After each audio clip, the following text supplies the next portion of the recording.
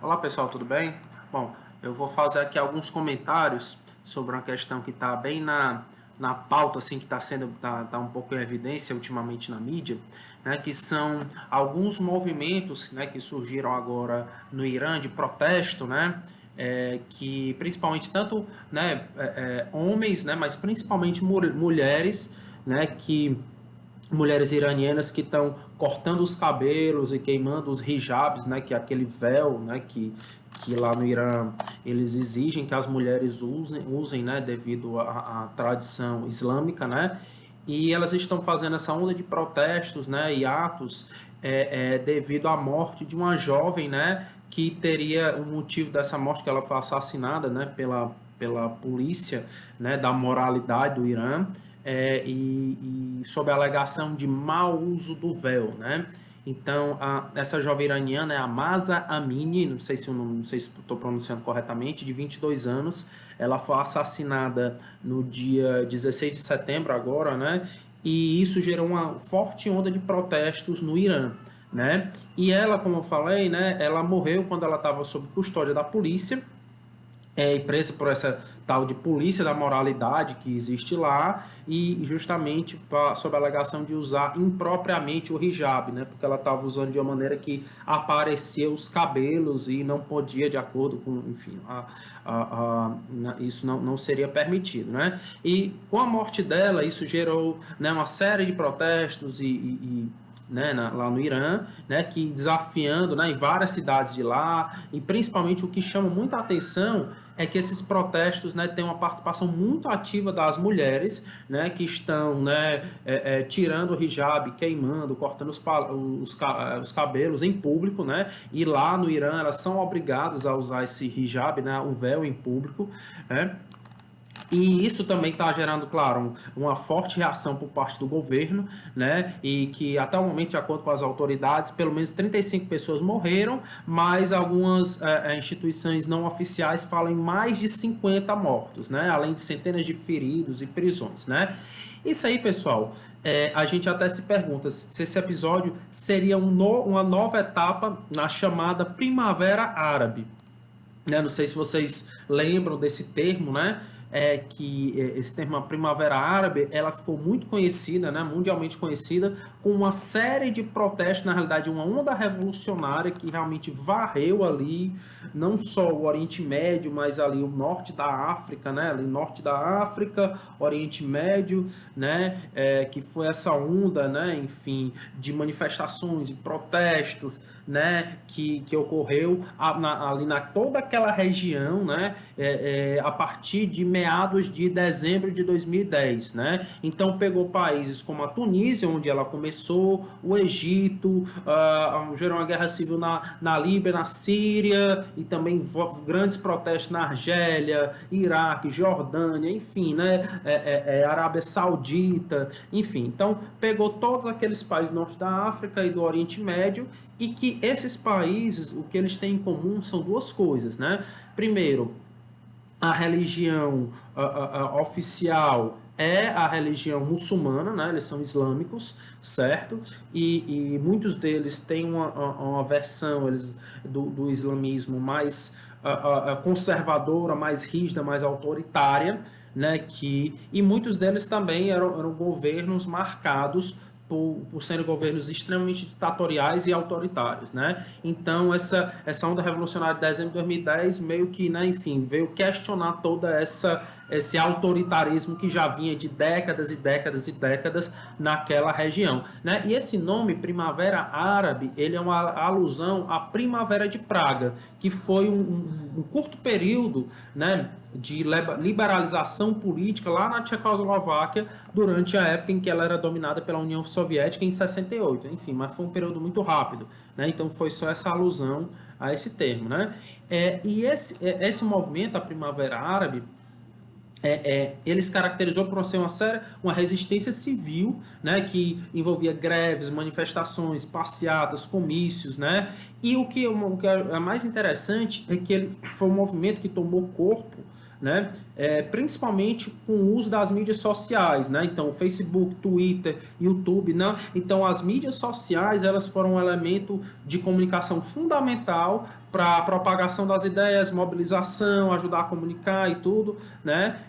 E realmente a gente vê que a internet, enfim, essas mídias foram de papel crucial para ajudar na mobilização dos manifestantes, né? Então, assim, uma breve história, né? A Primavera Árabe, como falei, começou em 2010 na Tunísia, quando um jovem, né, Mohamed Bouazizi, ele atirou fogo ao próprio corpo como forma de manifestação contra as condições de vida no país, né?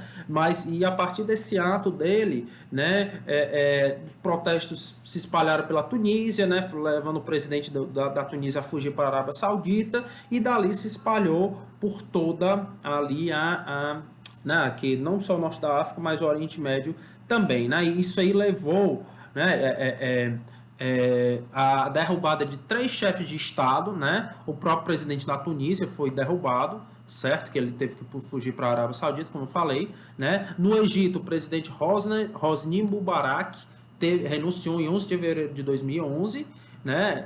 E na Líbia, o presidente, né, Muammar Gaddafi, que já era ditador já no mandato de 42 anos, né, houve uma guerra civil na Líbia e ele foi deposto e foi assassinado, torturado e assassinado. Então, houveram 3 governos que foram depostos na Primavera Árabe, né? Então, e aí a gente até se pergunta se essa onda de protesto no Irã não seria uma nova etapa, um novo episódio dessa Primavera Árabe, né? E assim, até para a gente entender um pouquinho, né, como é que é lá no Irã, a realidade política de lá, né? O governo do Irã, ele é uma república teocrática islâmica, né? No qual os vários poderes eles são supervisionados por um corpo de clérigos. Então, é uma república teocrática. O que é teocrático? Significa que todo o poder emana de Deus, né? Então, na realidade, a religião ela desempenha esse papel fundamental, né, enfim, ela que todo o poder político emana do poder religioso, né, que é diferente, por exemplo, do Brasil, né, que a Constituição diz que o Brasil é um Estado, né, a República Federativa do Brasil é um Estado laico, né, então diz que existe essa separação do Estado, da Igreja, das religiões. No Irã, não, existe, na realidade, a religião, ela, digamos, o Estado, ele está centrado, está calcado, esse fundamento na religião islâmica, né? O Irã ele é governado pelo líder supremo, o guia supremo, que é o chefe de Estado do Irã, que é eleito pela Assembleia dos Peritos, e para um mandato vitalício, né? E em função dos seus conhecimentos da teologia islâmica. E o atual líder é o Ali Khamenei, né? Que ele é líder supremo do Irã desde 1989, ou seja, quase desde quando eu nasci, né? E ele sucedeu o Ayatollah Khomeini, né? E ele é o chefe de Estado há mais tempo no poder no Oriente Médio, né? E só para a gente entender, lá no Irã, né, também existe essa divisão entre as figuras do chefe de Estado, que é o líder supremo, que é o Ali Khamenei, e o chefe de governo, que é o presidente, né? Da mesma forma, né, que lá na Inglaterra existe o chefe de Estado, que é o rei, né?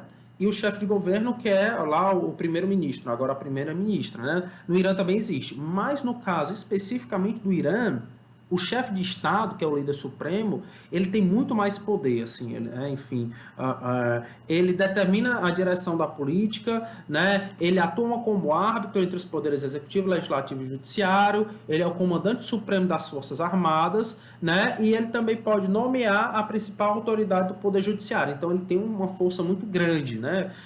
E além de ser o líder, também o líder religioso, que também é uma força enorme, né? E o poder executivo do Estado, né, do Irã, é exercido pelo presidente, né, que tem que ser um xiita iraniano, tá? E ele é eleito por voto universal para um mandato de 4 anos. Agora, os candidatos devem ser previamente aprovados pelo Conselho dos Guardiões, né? E o presidente, ele está abaixo do Guardião Supremo. Então, primeiro o líder supremo, o presidente está abaixo. Então, mas na prática, que a gente vê que no Irã, essa democracia, né, com essa eleição do presidente, né, enfim, que de 4 em 4 anos, ela é mais uma fachada para tentar suavizar essa imagem desse governo que é realmente extremamente autoritário, extremamente conservador, né, enfim.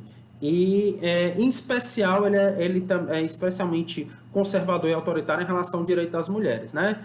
E para finalizar, pessoal, né, enfim, esses movimentos que estão acontecendo no Irã, né, eu acho isso extremamente positivo, extremamente, né, enfim, fico muito feliz que as mulheres, né, o povo iraniano, principalmente as mulheres, estejam reivindicando os seus direitos, né, nessa questão da busca pela universalização dos direitos humanos, né, que infelizmente existem em muitos países como o próprio Irã, e o Afeganistão, por exemplo, que houve agora a retomada, né, o Talibã retomou o poder no Afeganistão e também está acontecendo no Afeganistão, né, enfim, muito parecido agora como está com o Irã, né? E agora o que eu acho mais interessante dessa questão dessa universalização dos direitos humanos é que isso está vindo de forma espontânea do próprio povo iraniano. Né? Esses movimentos espontâneos, né? É muito mais importante do que quando esses direitos humanos vêm com uma imposição das potências ocidentais, como por exemplo lá quando os Estados Unidos derrubaram Saddam Hussein e quiseram impor o regime democrático e direitos humanos de forma externa, né? Então isso porque quando há uma imposição externa isso viola a soberania do país, mas quando isso é um movimento espontâneo da própria população, né, dos próprios civis, reivindicando direitos, né, e melhoria das qualidades de vida, né, então isso de forma espontânea, isso realmente é muito mais positivo, tá bom? Bom, pessoal, então, só esses breves comentários, né, enfim, eu espero que isso tenha um desfecho positivo, né, e que realmente isso leve a uma maior respeito e uma ampliação dos direitos civis das mulheres no Irã, tá bom? Forte abraço, até a próxima.